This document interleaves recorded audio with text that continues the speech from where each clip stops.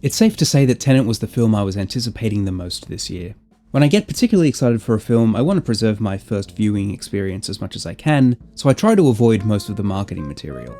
I did watch the first trailer for Tenet, but after that, I didn't watch anything else from the marketing of the film, so I went into this fairly blind. Christopher Nolan makes films that make me excited to go to the cinema. He's a filmmaker whose films I enjoy, and I really enjoyed Tenet. In a lot of ways, Tenet is Nolan's most complex and ambitious film to date. The rules of the, I guess I'll call it, reverse technology, are very intricate and sometimes confusing. Time is obviously a reoccurring theme in Nolan's films. You've got his films that show events in different orders, like these here, and then you've got his films where time acts differently for the characters in the film, which is the category that this film falls into, but it's a little harder to get a grasp of the rules behind that as compared to Inception or Interstellar. There are many scenes of extensive expository dialogue that can be very challenging to completely digest, but I found it became easier to understand the longer the film went, especially when you see this technology in full-on execution. The cinematography is great, and the action set pieces are tremendous and very creative. There are a couple of sequences in particular that feature some of the very best action that I think Nolan has ever produced.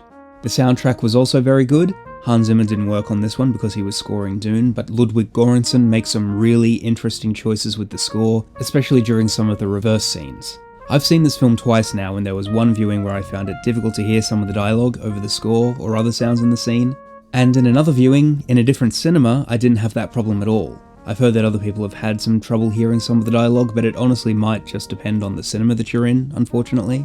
All the performances are really great. I've only seen John David Washington in this and BlacKkKlansman, but he's been great in both films, and I've become a real quick fan of his work. Robert Pattinson is really great, and how about that Batman trailer, huh guys?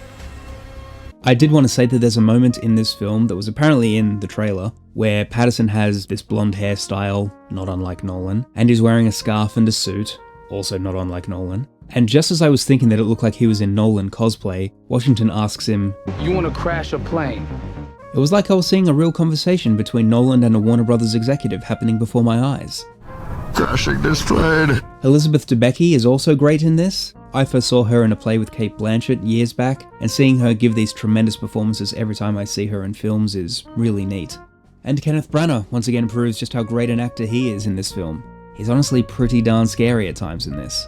All in all, I liked this film a whole lot, and I like it even more the more I think about it.